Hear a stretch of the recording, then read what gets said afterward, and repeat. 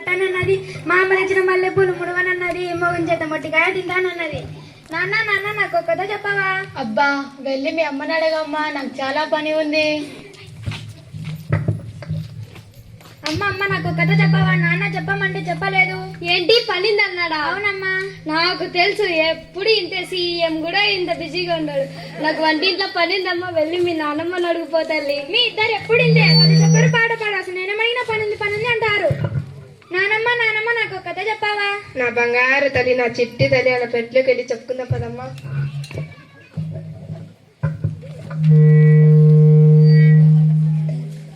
ఏంటి ఏదో పాచిపోయిన వాసన వస్తుంది? ఏం లేదండి, నిన్న పాచిపోయిన ఉప్మా అంటే పడేద్దామని వెళ్తున్నా. అంత ఎక్కువగా ఎందుకు చేసావే? మీకోసమే తిని పలుస్తారని. దీని పేరు ప్రభావతి. కోపం చాలా అతి, అస్సలు లేదు మతి. ఇది చాలా పెద్ద కోతి. మీకు పగులుద్ది మూతి. అబ్బో,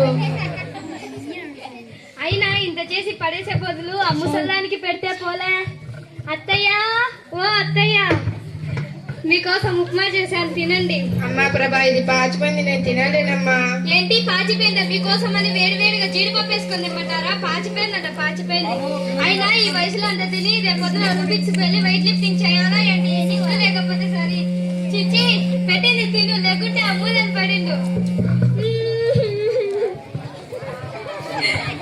ఏమండి, నేను ఇంట్లో ఇంత చాకరీ చేయలేనండి. నీకేమైందా ఇప్పుడు? ఇంకేం కావాలండి? మీరు పొద్దునగా వెళ్తారు, పాప స్కూల్కి వెళ్తుంది. మీరు వచ్చే వరకు ఆ ముసలానికి సేవలు చేస్తూ ఉండాలి. అంత గొప్ప సేవలేం చేసావే? ఏం చేశానో చెప్పాలా ఏంటి? ఆ మాత్రం అర్థం చేసుకోలేరు. ఇప్పుడు నన్ను ఏం చేయమంటావు చెప్పు. ఈ ఇంట్లో నేనన్నా ఉండాలి, ఆ ముసలన్నా ఉండాలి. ఇప్పుడే చెప్పండి. ఈ వయసులో ఆమె ఎక్కడికి వెళ్తుంది? ఎక్కడికైనా పంపండి, ఆ ముసలిని మాత్రం మీ ఇంట్లో వద్దు. ప్రతి ఊర్లో ఉన్నాయిగా వృద్ధాశ్రమాలు ఫోన్ చేయండి. చేస్తాలే. హలో, పొద్దుటూరు వృద్ధాశ్రమా అండి. ఒక ముసలావిడని మీ ఆశ్రమంలో చేర్చాలనుకుంటున్నామండి. మా అమ్మేనండి. రేపు అనాథలు మాత్రమే చేర్చుకుంటారా అండి? సరేనండి, అనాథలు మాత్రమే చేర్చుకుంటారంట. అనాథ అని చెప్పండి, వేరే ఊరికి ఫోన్ చేయండి. హలో, కడప వృద్ధాశ్రమా అండి. ఒక ముసలావిడని మీ ఆశ్రమంలో చేర్చాలనుకుంటున్నామండి. అనాథేనండి. రేపు రమ్మంటారా అండి?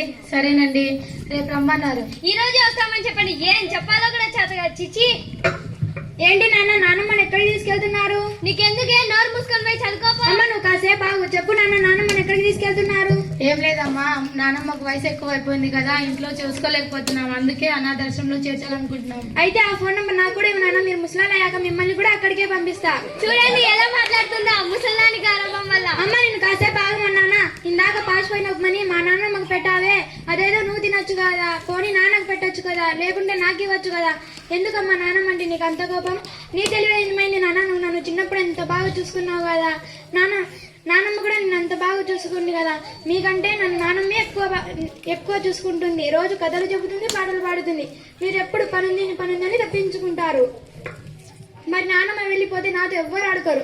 అందుకే నన్ను కూడా నానమ్మతో పాటు పంపించండి, అప్పుడు మీ ఇద్దరు హ్యాపీగా ఉంటారు. అంత పెద్ద పెద్ద మాటలని మమ్మల్ని బాధ పెట్టకు తల్లి. మరి నానమ్మ బాధపడదా అమ్మా?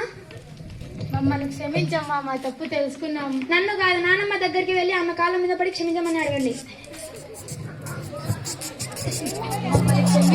మమ్మల్ని క్షమించండి అత్తయ్య, మీ విలువ తెలుసుకోలేకపోయాం. ఏమండి క్షమించండి, ఎందుకంటే మా ముసలి బంగారు కొండ.